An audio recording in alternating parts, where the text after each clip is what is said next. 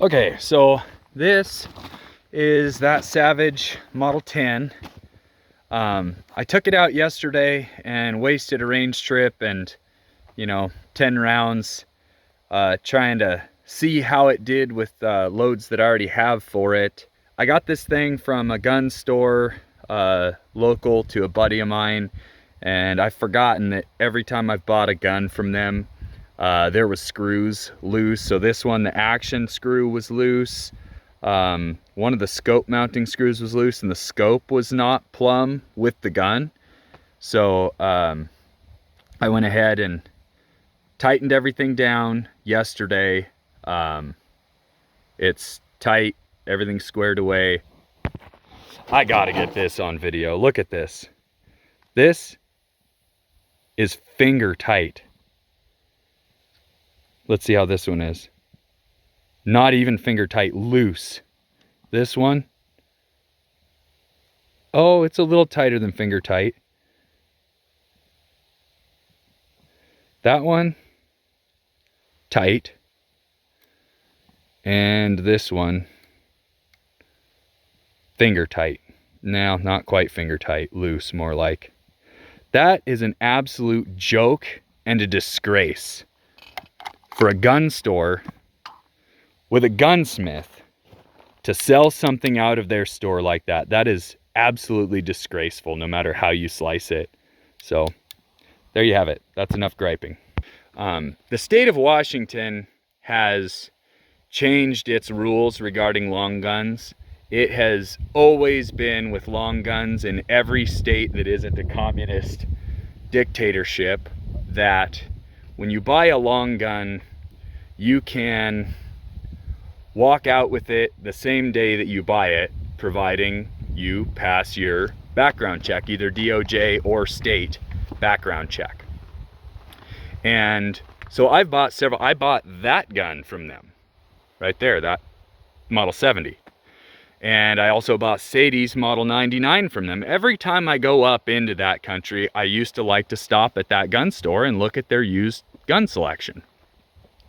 Now, that gun, same deal. I didn't check it. I didn't give it a thorough inspection. It's just, I bought it as a used gun, fully configured, had a scope, had a scope base on it. It was one of those old Tasco bridge across the action scope bases, and it was Weaver style dovetails, and the scope base was loose. The scope rings to the scope base were loose enough that you could slide them with some force, and the action lug screw was loose as well. And so I thought I learned that lesson. Sadie's Model 99, just the fore-end screw, because in a 99 the fore-end furniture and the stock furniture are two separate pieces. The fore-end furniture was loose on her 99, but all of the scope and scope mounting was tight, presumably because the guy who owned a collection of guns, they actually didn't take it apart from its original configuration, presumably. But then this one, everything being loose on it, as I've already mentioned, that is my first gripes about it, is that I should have learned this lesson millions of times by now, that if I don't do something myself, I just flat out cannot trust that it was done correctly at all. And that feels to me like constantly in life I'm battling with a fight between arrogance and reality, because it feels awfully arrogant of a goofball like me to say something like that, but the reality keeps pointing in that direction. And I'm by no means a perfect anything. I'm not a perfect gunsmith. I'm not a perfect marksman. I'm not a perfect hand loader. But my level of care for details is proving itself to be much higher than even people who do this for a living, who are supposed to care, who are supposed to give me something that can work. Now, in that rifle, when I got that scope base, it had wallowed out the holes in the scope base enough that I had to just buy a new one, which probably was a good thing anyway. You know, I got a Night Force rail. It's much more rigid and better for the system, is what it is. This one, I doubt that I've done damage to it yet, but I'm gonna pull this apart and get it tight. But so that's the number one gripe, is that this company, they do not pay attention to detail. And I've got it on authority from another solid person who shopped there, bought a brand new gun from them, and his scope that he bought from them as well and said, hey, mount this thing and bore sight it. He couldn't get it to shoot groups under about 5 inches, and went over everything, and the rings and bases were loose. And the sad thing is that it's our fault for not doing due diligence. As it is interesting to say, it's our fault for trusting a gun store and a qualified gunsmith to do something that they didn't do. That's our fault for trusting their professional experience. And oftentimes we're at the range and don't bring all of our tools with us, and so then it costs us quite a bit of money for people who don't get rich doing what we do for a living, to drive all the way back home, get our tools, try and scrounge everything together. I don't always remember to bring tools with me to the range. I don't have enough tools to have one set in each of my range bags. This is all a thing. Now, the number two thing was that law has changed in Washington, and I'm not aware of it because I don't live in Washington. And the owner of this shop processed my out-of-state concealed handgun permit, saw my out-of-state driver's license with an address of where I live, knowing that I live over 200 miles away from this place, and did not bother to tell me that I can't walk out with this the same day. Now, I don't expect him to remember me from Adam, even though I've spent well over $1,000 in his store. By the time I bought this one, now we're over $2,000 I've spent in his store. I don't expect him to remember me from Adam. He's just a gun store owner, right?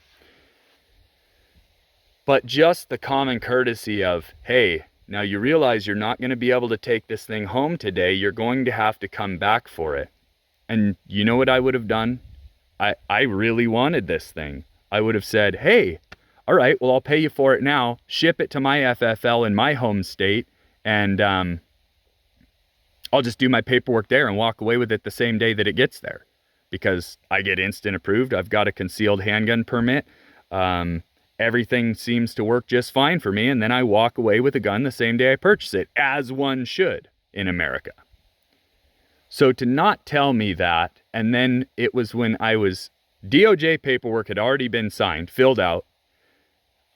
State DOJ paperwork had already been signed and filled out, and I'm up at the counter paying money going, where's the gun? And then he decides to tell me that about not being able to take it home and not offering me an option to ship it. Now, the option to ship it is gone once you fill out the DOJ paperwork at this store. He wanted that fee so bad, whatever he charges, I don't know, $25, that he wouldn't give me the option before I signed those papers and he entered him into the computer to have my FFL in my home state do the transfer, and he still makes the money for the sale of the consignment sale of the gun. So On Target Sporting Goods in Castle Rock, Washington, that's my experience with them. You know, small town shop, gave them a lot of chances, and every time I've gotten burned a little bit. So that's enough about that. I'm going to get these tightened down, and we'll finish this shooting trip and see how it goes. I'm going to shoot 2 groups with my 190 grain Sierra Match King loads that shoot sub MOA 20 shot groups out of that rifle. That's my 24-inch 308 with the M118 chamber, the one that just shoots incredible. So we're gonna see how this one does. Also, that muzzle brake was loose, like it spun loose while I was shooting. So now I've got it tight. It's not actually indexed plumb to the rifle, as you can see. So eventually, I don't know if that makes any difference other than looks. I don't know a ton about muzzle brakes, but I have crush washers. I thought about putting a crush washer on it and then just didn't think that it matters that much. As long as it's the same shot to shot, I don't think it should matter whether it's perfectly clocked or not. So we'll see. We'll see if that bothers anything or not. And if it does, then I've got crush washers. So here we are again. I'll go through it. It's a Savage Model 10 that is very smooth and very nice. I got it used. It had this really nice target stock on it. It has a proprietary rail system on the bottom that, from what I understand from the gun store I bought this thing from, they said Remington invented it. I ordered some sling swivel studs that fit in that because my Harris bipods fit to sling swivel studs, and those are the bipods I actually like the best. So that being said, I'm gonna shoot it off of bags today. Sadie's gonna shoot it because the recoil on this thing, with my 190 grain Sierra Match King loads and the weight of this system with that muzzle brake, this thing gives me less felt recoil than my AR-15s with 223 loads in them do. It's incredibly comfortable and nice to shoot. This Athlon scope, I did a little research about them. Sadie did on my behalf last night. They're very, very cheap scopes, but this is a first focal plane, mill reticle and mill turret scope, which I'm not super fond of. My brain works in inches, feet, yards, and minutes of angle. As I understand, 1 milliradian is 1 meter at 1,000 yards, or excuse me, 1 meter at 1,000 meters approximately. So I'm not fond of it, but these things are like $400, and it's a really nice optic for whatever it was worth. It came with the gun, and I'm actually impressed. It's a nice optic. So we might just have to add that one extra bit of math into all of our calculations for milliradians. As I understand, it's about 1/3 of an inch at 100 yards is a 1/10 milliradian. So take that for whatever it's worth. And I'm gonna go ahead and get to shooting groups. I'm gonna shoot this. This is a clean, cold bore. It's about 50 degrees today. My chronograph is in the shade, so I have no idea if I'm gonna get readings or good readings. I know what that one is supposed to read with these ammos, so if it doesn't throw the numbers that I expect, I can either adjust for that or else just know that it's bogus and try it again another day. That's, I paid $50 for this thing from a buddy, and it served me well enough. It has given me velocities that worked out to 1,000. So, we'll just see how it runs today. It seems to do best in full broad sunlight, but I can't move it closer to here because then the blast from the shots starts affecting. I would just read nothing but errors. Lastly, the 168 grain loads that I made for this, I've done nothing special. I just selected a load from Hodgdon's website. They said the max charge for 168 Sierra Match Kings is 46.8 grains of Winchester stay ball match, and I went down a grain from that, so we are at 45.5 grains of stay ball match. I seated them to exactly where that rifle likes them seated, and we're just going to see what it does. This is a preliminary. This isn't a load development. I just want to shoot them and see how they do.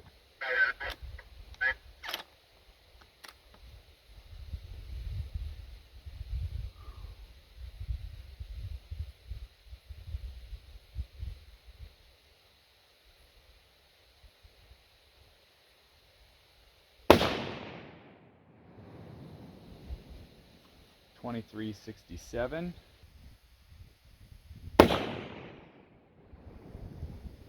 2393.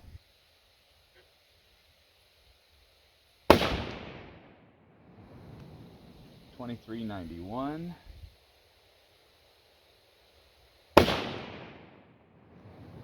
2366. 2404, and that is a half-inch group. Absolutely has stacked them in there. That shoots better than my my Model 70 does. That is incredible. You can see this is my first shot, and so then I adjusted to that, and I think it was a clean cold bore flyer because I adjusted to that, and then I shot here and missed there. So you know, of course I adjusted back, and now here we are. So I'm gonna put pasties over these, and we just know that this gun shoots a cold bore flyer. My other barrels do not shoot a cold bore flyer, most of them, because I've polished them so much. So we'll just, hey, lesson learned. But that is an incredible group, and with a load that also shoots perfect groups out of my other gun, I could not hope for better than that. And this is 190 grain Sierra Match King, over 41 grains of Reloader 15 seating. I can get you guys the loads if you're interested later. Yeah, that's really cool. I could cover this entire group with one 1-inch pasty. So that's about a half-incher. That's beautiful. So happy about that. Cool. And the Crony seems to be reading reasonable velocities, you know, losing about 150 feet per second off of 4 inches of barrel loss. I think that's about normal. That's pretty reasonable. So I think we're getting reliable chronograph readings, especially the temperature differences as well. It's 50 today, and it was 90 the last time I took readings off of this load. So I think everything's looking reasonable. Very good, very happy. Okay. It does have some feed issues occasionally, like you just saw off of the magazine, because this is just a push feed gun, not controlled feed. So sometimes you got to just jiggle that bolt a little bit.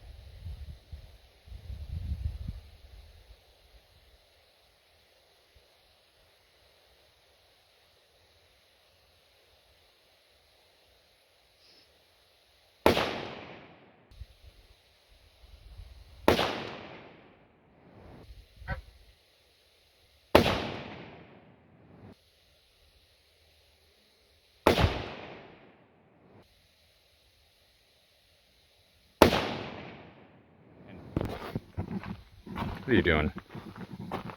Give me that grasshopper. Shoot the gun. No! Hopper!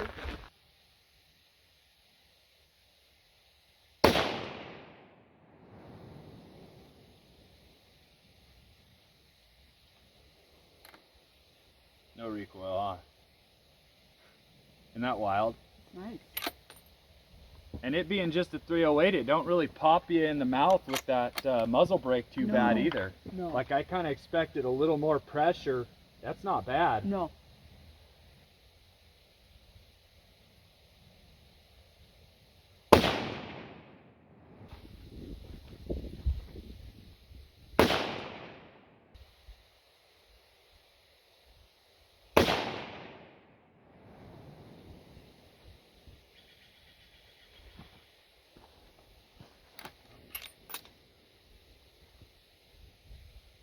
What do you think? That's nice. That's a pleasure to shoot. You want to go down and look at your group and let the barrel cool down, or do you want to just wait it out? I'll let them in. Huh? I'll let them in. Seeing how this gun, like the 190 Match Kings with Reloader 15, I'd be willing to bet that if I loaded these 168s with Reloader 15, I've got a verified load of that that I've developed out of the other rifle, same seating depth and everything. I'd be willing to bet that it would shoot like that with the 168s with Reloader 15.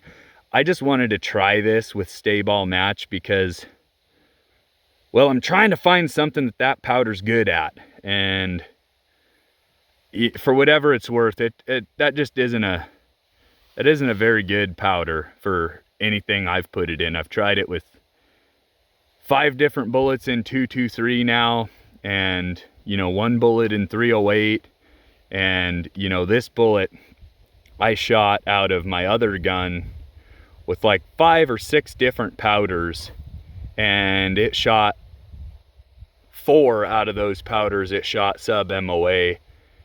So I just think that Stay Ball Match isn't it isn't the finest powder made. But so I shot a group here about maybe about 1.25 inches like I thought, and then Sadie's got one about 2 inches. And so anyway, we'll put her on the 190s here. The one thing I didn't do, the scope base. So here's another one. God damn it. I didn't, will you hold this? I didn't, I tightened the rings, tightened the action, squared everything up, and what we have is a loose scope base. That is absolutely infuriating. I brought my tools to the range this time, but I'm gonna go ahead and blast this outfit. This outfit is called On Target Sports in Castle Rock, Washington.